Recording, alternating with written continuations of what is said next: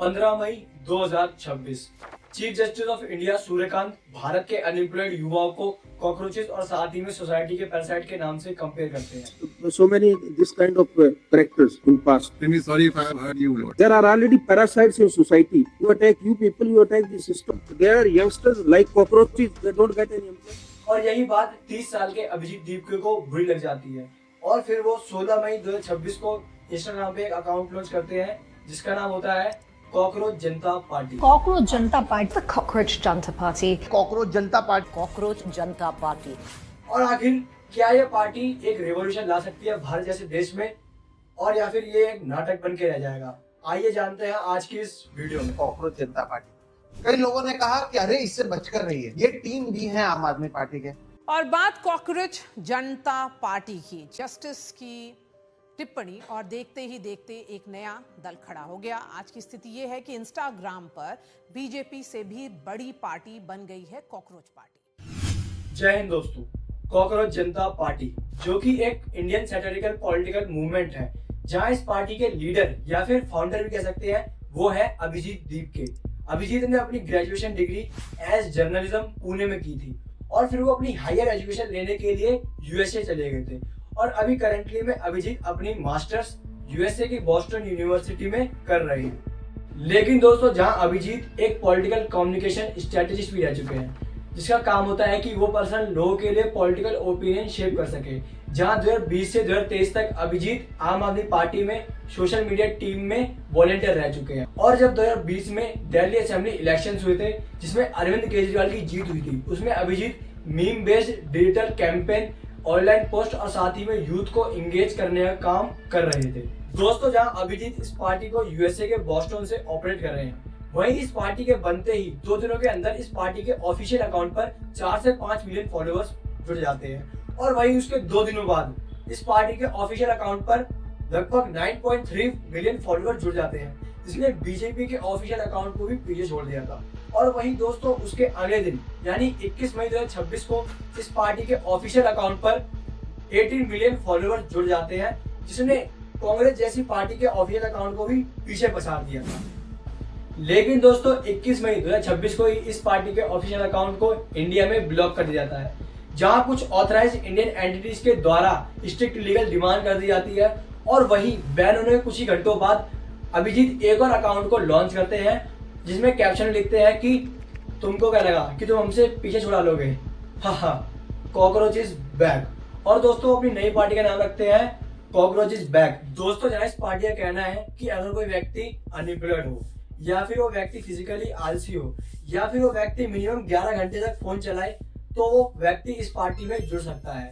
जहाँ पर दोस्तों हमें इस पार्टी के कई मैनिफेस्टो भी देखने को मिलते हैं जहाँ पर पहला पॉइंट है जब ये पार्टी पावर में आएगी तो किसी भी चीफ जस्टिस को राज्यसभा की सीट नहीं दी जाएगी। पॉइंट 2, अगर किसी भी तरीके से लीगल वोट को डिलीट किया जाता है तो उस व्यक्ति पर यूएपी एक्ट यानी अनलॉफुल एक्टिविटीज प्रिवेंशन एक्ट के तहत सीईसी यानी चीफ इलेक्शन कमिश्नर के द्वारा अरेस्ट किया जाएगा।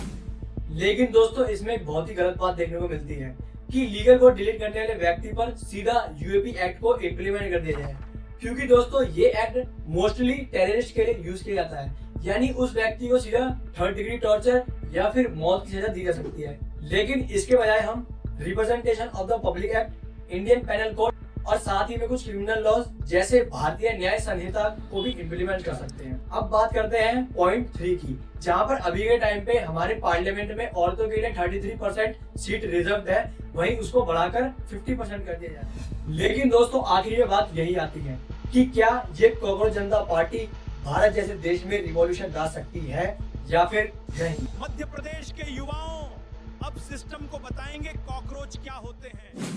तो दोस्तों जहाँ पर बात करें इस पार्टी ने 6-7 दिनों में कुछ मुद्दे उठाए हैं जैसे अनएम्प्लॉयड पर, देश में महंगाई बढ़ जाने पर, नीट पेपर लीक हो जाने पर और साथ ही में नकली पन्नी जैसे कुछ स्कैम्स भी जहाँ ये प्रॉब्लम्स बिल्कुल रिलायबल है जिस कारण से इस पार्टी के लीडर अभिजीत दीपके ने इंडियन एजुकेशन मिनिस्टर यानी धर्मेंद्र प्रधान को इस्तीफा देने के लिए पिटीशन फाइल की है।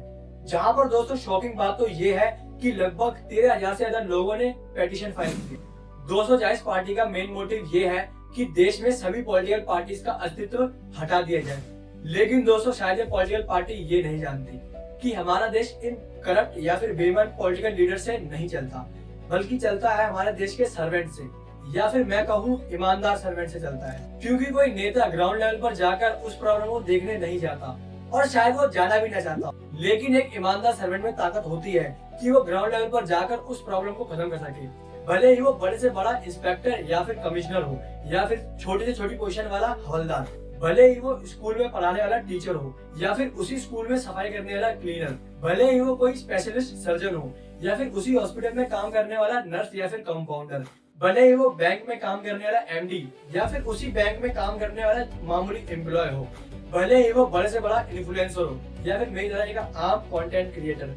लेकिन दोस्तों, हमारे देश में हर एक व्यक्ति ग्रासरूट लेवल पर जाकर चेंजेस लाने का प्रयास करता रहता है और यही प्रयास अब ये जनरेशन यानी जेन ज़ी भी करने की कोशिश कर रही है, जिसमें कॉकरोच जनता पार्टी भी आती है। लेकिन कुछ वीडियो सिर्फ पोस्ट कर देने से रिवॉल्यूशन नहीं आती। रिवॉल्यूशन आती है उन कदमों को उठाने से जो कि सरकार को जड़ से हिलाकर रख दे।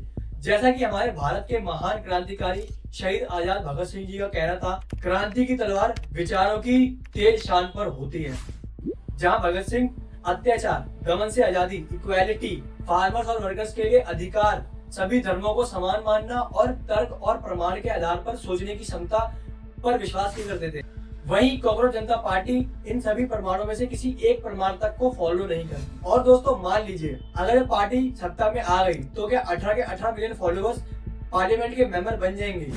दोस्तों, जहां पर मेरा कहना ये नहीं है कि ये पार्टी एक नाटक है, क्योंकि इस पार्टी ने हमारे देश के कई मेजर प्रॉब्लम्स के मुद्दों को उठाया है जो कि सरकार की नजरों में भी आए हैं। यहाँ पर बस थोड़ी सी जरूरत है करेक्शन करने की। दोस्तों, आपको क्या लगता है, क्या ये पार्टी रिवॉल्यूशन ला सकती है?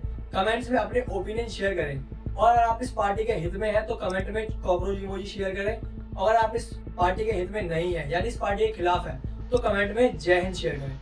और दोस्तों, अगर आपको वीडियो पसंद आए तो इस वीडियो को लाइक कीजिए, वीडियो को शेयर कीजिए और साथ ही में अगर आप इस चैनल पर नए हैं तो इस चैनल को सब्सक्राइब कीजिए। मैं मिलता हूँ आपसे अगली इंटरेस्टिंग वीडियो में, तब तक के लिए जय हिंद।